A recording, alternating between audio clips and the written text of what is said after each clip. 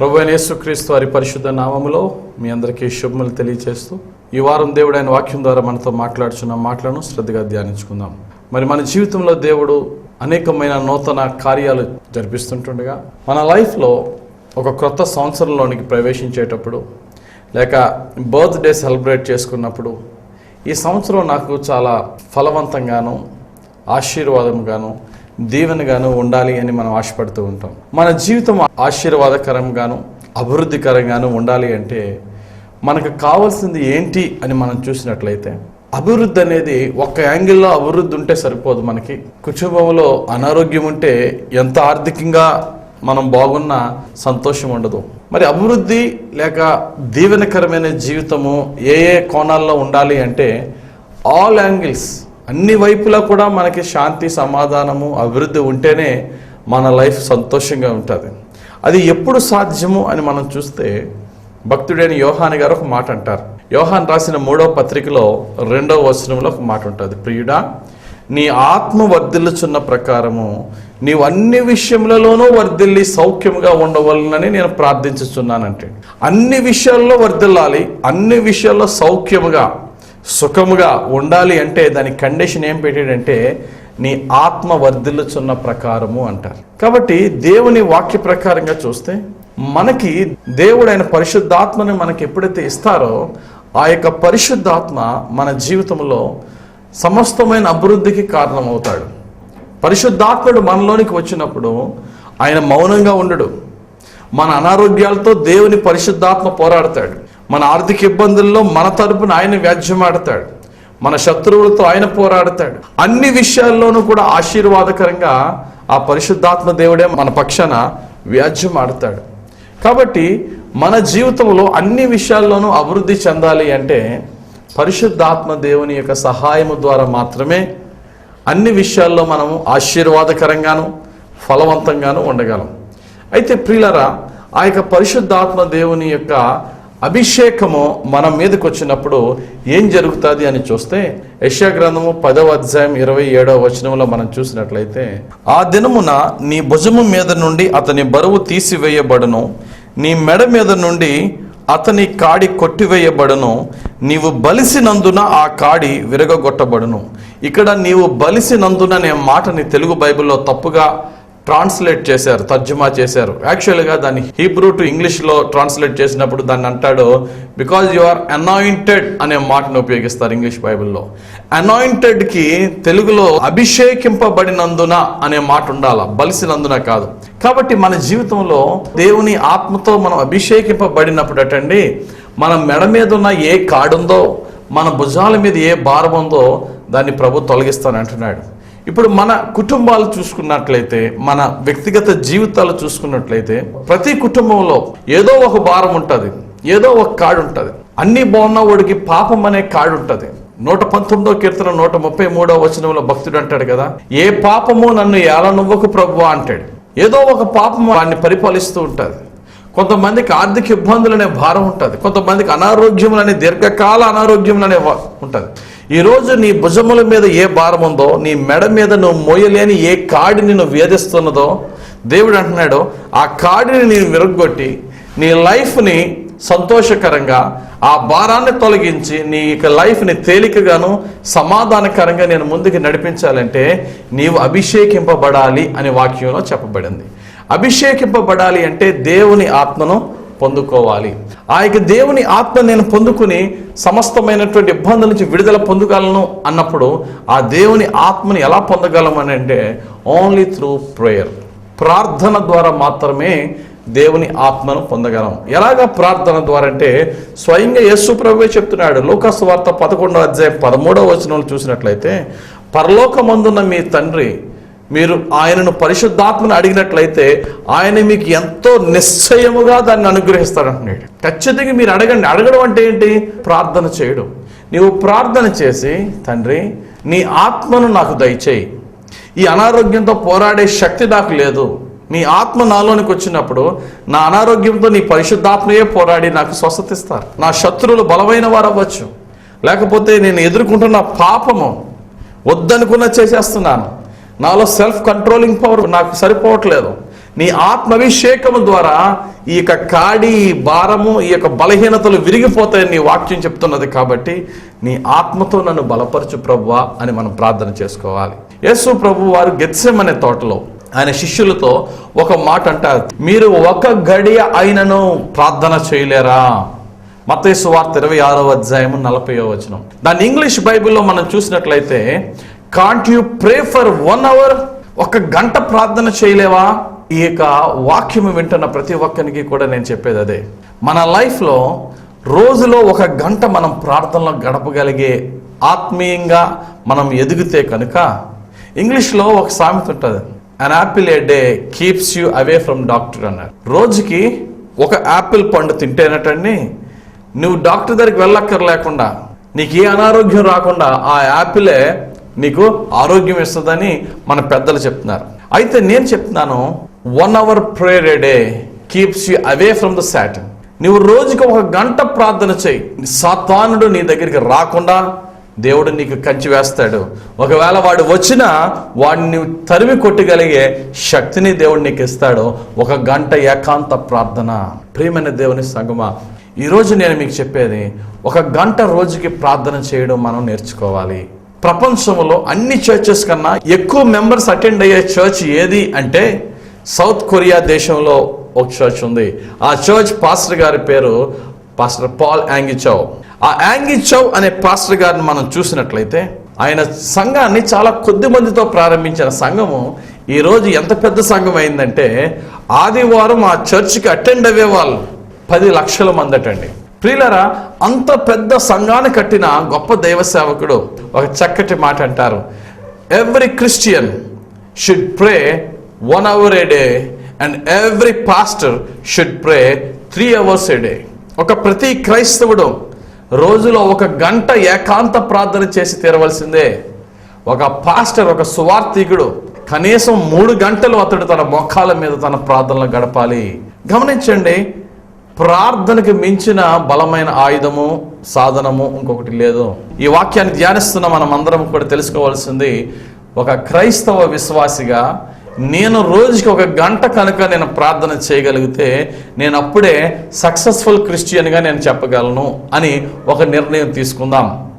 చాలామంది నాకు ఫోన్ చేసి రకరకాల ప్రార్థనా విజ్ఞాపనలు అడుగుతున్నప్పుడు అనేక మంది చేసిన విజ్ఞాపనలో ఒకటి ఏంటంటే, పాస్టర్ నేను ఒక పాపంతో శోధింపబడుతున్నాను, దాంట్లోంచి బయటికి రావాలని ఆశపడుతున్నాను కానీ రాలేకపోతున్నాను. మరి ముఖ్యంగా వ్యభిచారపు, మోహపు, కామపు, అపవిత్ర తలంపులు నేను వాటిని కంట్రోల్ చేసుకుందామన్నా కంట్రోల్ చేసుకోలేకపోతున్నాను. అయితే వాళ్ళకి నేను ఇచ్చే అడ్వైస్ ఒకటే, నా మాటలతో నేను మీకేమీ చెప్పలేను, కానీ మీరు రోజుకి ఒక గంట ప్రార్థనలో గడపండి. ఏకాంత ప్రార్థనలో ప్రభువా నన్ను బలపరచు అని గంట ప్రార్థనలో గడపండి. ఆ యొక్క పరిశుద్ధాత్మ దేవుడే నీకు తెలియకుండా నీలోనికి ప్రవేశించి నీలో ఆ సెల్ఫ్ కంట్రోలింగ్ పవర్ని ఇచ్చి, ఆ శోధన నీకు ఒక శోధనగా ఉండకుండా, ఆ టెంప్టేషన్ని అధిగమించే దేవుడు నీకు నిగ్రహ శక్తిని ఇస్తాడు. ఒక గంట దేవునితో ప్రార్థనలో గడుపనే నేను సలహా ఇస్తాను. ప్రియులారా, నేను ప్రార్థన చేస్తానండి, మరి గంట సేపు ఎలా ప్రార్థన చేయమంటారండి అంటే, స్తోత్రం స్తోత్రం స్తోత్రము, లేక స్తుతి స్తుతి స్తుతి, హల్లెలూయా హల్లెలూయా హల్లెలూయా ఒక పావు గంట సేపు చేస్తూ ఉండాలా? అటువంటి ప్రార్థన గురించి యేసు ప్రభు ఏమన్నాడు? మీరు అన్యజనుల వలె, వేషధారుల వలె ప్రార్థన చేయొద్దు. కొంతమంది దీర్ఘ ప్రార్థనలు చేస్తారట, రిపీటెడ్ వర్డ్స్తో. ఆ ప్రార్థన దేవునికి ఇంపైనటువంటి ప్రార్థన, అంగీకారమైనటువంటి ప్రార్థన కాదు. మరి మన ప్రార్థన అటువంటి రిపిటేషన్ లేకుండా మీనింగ్ఫుల్గా ఎలాగ ప్రార్థన చేస్తే మనం 1 hour ఏకాగ్రతతో మనం ప్రార్థన చేయగలం? ఈరోజు నేను చెప్పే టాపిక్. ఈరోజు నేను చెప్తున్న ఈ వాక్యము కొంచెం పెద్దగా ఉంటుంది కాబట్టి 3 ఎపిసోడ్స్లో మరి ఇది టెలికాస్ట్ చేయడం జరుగుతుంది. మరి మొట్టమొదటిగా 1 hour ప్రేయర్ లైఫ్ గురించి నేను చెప్తూ దాన్ని దేనితో మీకు పోల్చాలి అని నేను ఆశిస్తున్నానంటే, దేవుని యొక్క వాక్య ప్రకారంగా మనం చూస్తే ప్రార్థన అనేది ఎలా ప్రార్థన చేయాలంటే 3 ఏకీభవించాలి మన ప్రార్థనలో. 1 మన శరీరం, 2 మన మనస్సు, 3 మన ఆత్మ. ఈ మనసు ఆత్మ ఏకీభవించకుండా మన శరీరంతో ప్రార్థన చేస్తే అటువంటి ప్రార్థన గురించి దేవుడు యెషయా భక్తుని ద్వారా అంటున్నాడు, వారి పెదవులు నన్ను స్తుతిస్తున్నవి కానీ వారి హృదయములు నాకు దూరంగా ఉన్నాయి అంటున్నాడు. కాబట్టి మన ప్రార్థన ఏ స్టేజెస్ నుంచి స్టార్ట్ అయ్యి ఏ స్టేజ్కి వెళ్ళాలి అంటే, మన పెదవులతో స్టార్ట్ అయ్యే ప్రార్థన కొద్దిసేపటికి మన మైండ్ అందుకుంటుంది.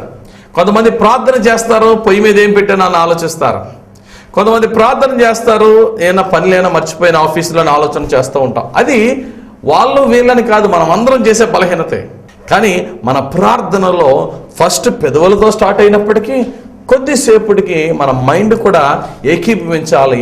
ఇంకొద్దిసేపటికి మన మైండ్, మన బాడీ, మన ఆత్మ ఏకీభవించి ప్రార్థన చేసినప్పుడు అది దేవునికి అంగీకారమైన ప్రార్థన అవుతుంది. అది ఈ మూడు ఏకీభవించి ప్రార్థన చేయడం ఎలాగా, దేన్ని బట్టి మనం ప్రార్థన చేయాలి, ఎలా ఏ వేలో ప్రార్థన చేయాలి. చాలామంది సంవత్సరాలు అయిపోద్ది క్రిస్టియన్స్గా రక్షణ పొందుకుని, కానీ ఒక పద్ధతిగా ఒక విధంగా ప్రార్థన చేయడం రాదు.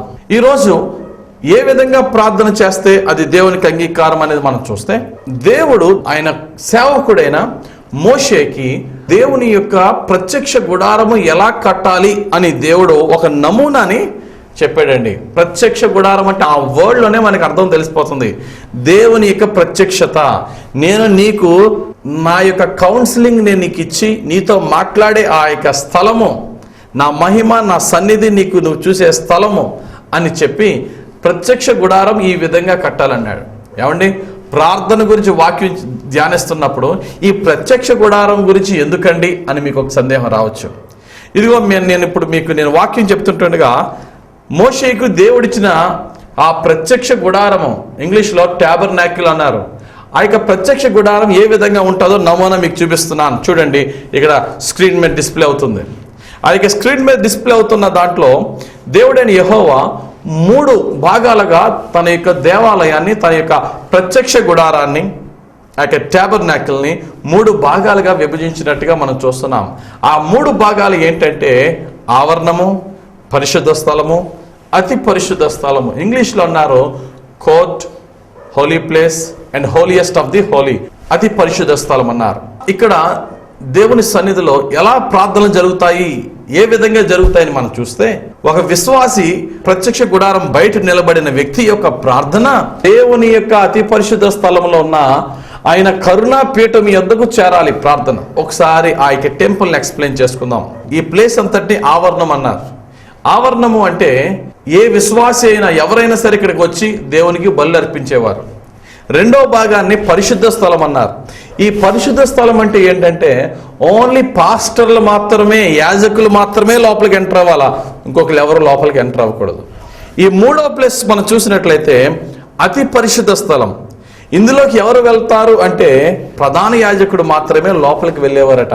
ఎలాగట, ఆ యొక్క పాప పరిహారార్థ బలి పశువు యొక్క రక్తాన్ని తీసుకుని ఆ యొక్క బలి పశువు యొక్క రక్తముతో అతి పరిశుద్ధ స్థలంలోనికి వెళ్ళి అక్కడున్న ఈ కరుణాపీఠము దగ్గర, కరుణాపీఠం అంటే ఒక మందసము పై మూత, మందసం అంటే ఒక పెట్టి, ఆ పెట్టెలో ఏముంటాయంటే యెహోవా దేవుడు మోషేకి ఇచ్చిన 10 ఆజ్ఞల పలకలు, చిగురించిన అహరోను కర్ర, బంగారు మన్నా పాత్ర, ఈ 3 ఆ యొక్క పెట్టెలో పెట్టి దేవుడు పైన మూత కరుణాపీఠాన్ని తయారు చేయమన్నాడు. అంటే దాని పేరు కరుణాపీఠం అన్నాడు. ఇంగ్లీష్లో మెర్సీ సీట్ అన్నారు.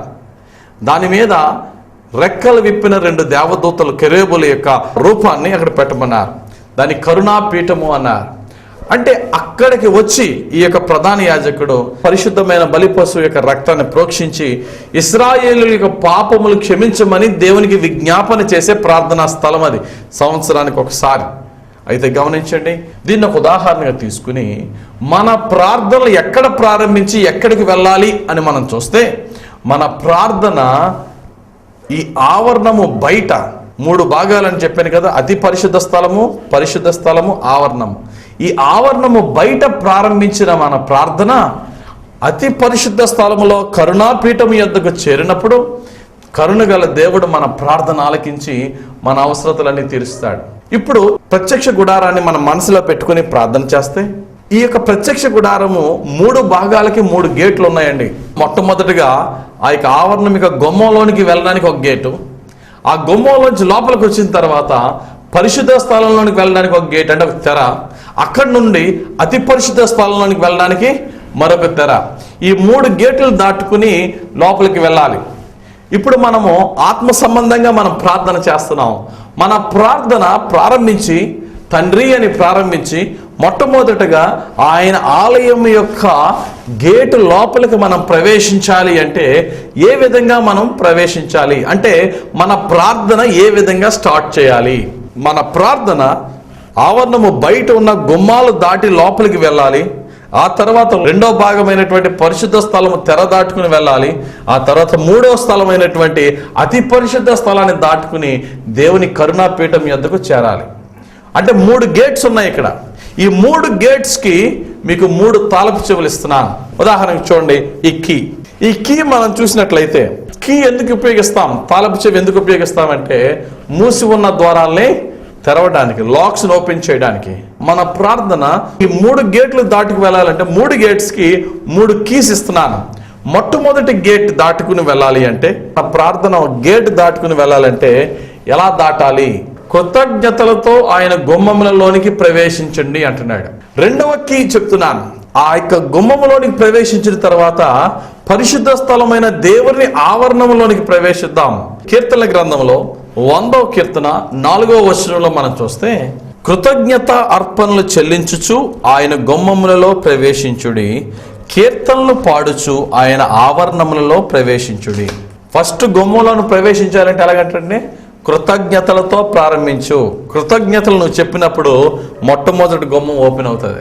తర్వాత ఆ ఆవరణంలో నుండి పరిశుద్ధ స్థలంలోనికి వెళ్ళాలంటే ఈ ఆవరణంలో నువ్వేం చేయాలా? స్థుతులతో, స్థుతులంటే ప్రైజెస్, కీర్తనలు, ప్రైజెస్తో నువ్వు పరిశుద్ధ స్థలంలోనికి వెళ్తావు.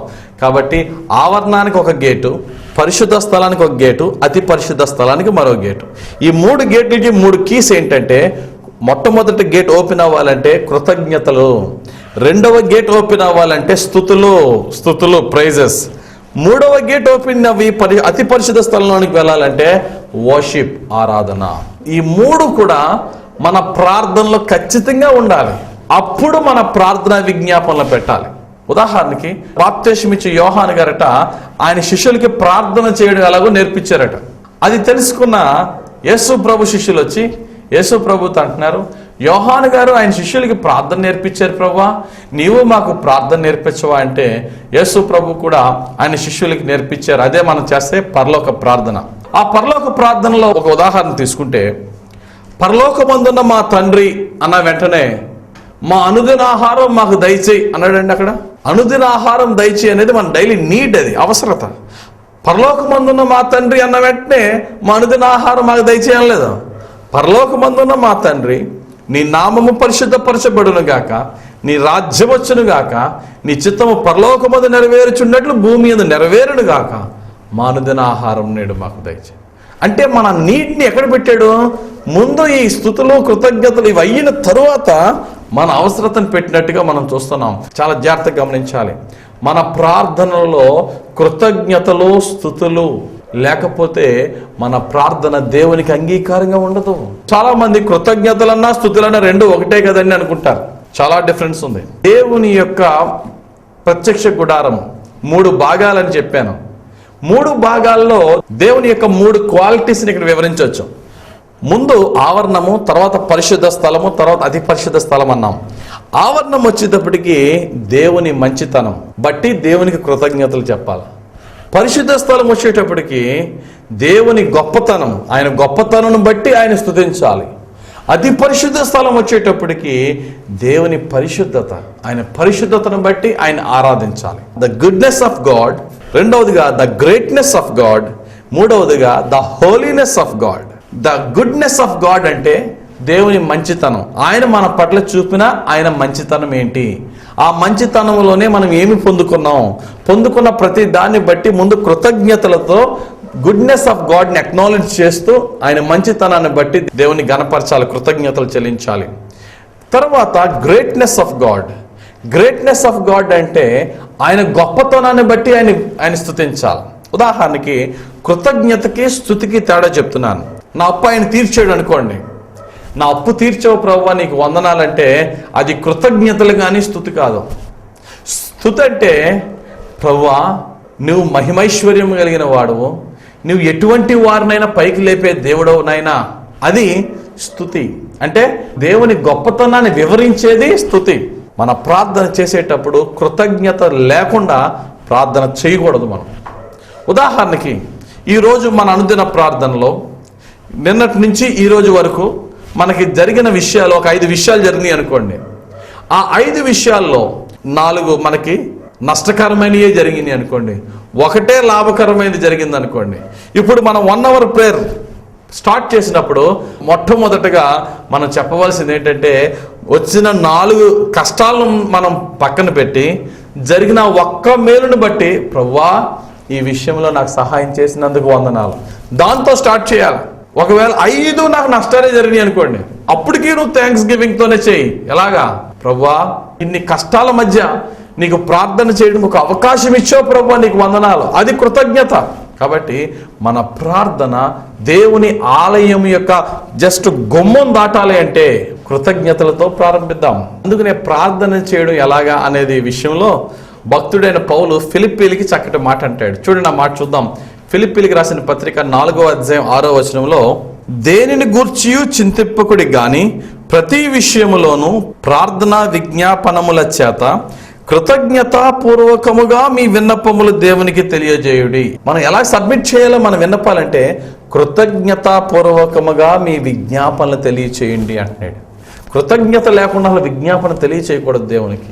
ప్రతి చిన్న దానికి దేవునికి వందనాలు చెప్పమంటున్నాడు. నా చర్చ్లో అందరికీ అడ్వైజ్ ఇచ్చేది ఏంటంటే, దేవుడు చేసిన ప్రతి మేలును బట్టి సాక్ష్యం చెప్పడానికి వెనకడుగు వేయొద్దు. కొంతమంది దేవునితో గొప్ప మేలు పొందేస్తారు, సంఘంలో ముందుకు వచ్చి సాక్ష్యం చెప్పాలంటే సిగ్గు లేకపోతే భయం. నువ్వు చెప్పిన సాక్ష్యము రాబోయే మేలుకు పునాది లాంటిది. కాబట్టి ఎప్పుడు కూడా మనం దేవునికి సాక్ష్యం చెప్పడానికి వెనకడుగు వేయదు. మొట్టమొదటిగా ఆయన గుమ్మంలోని ప్రవేశించాలంటే మన ప్రార్థన కృతజ్ఞతలతో స్టార్ట్ చేద్దాం. రెండవ కీ ఏంటంటే స్తుతులు.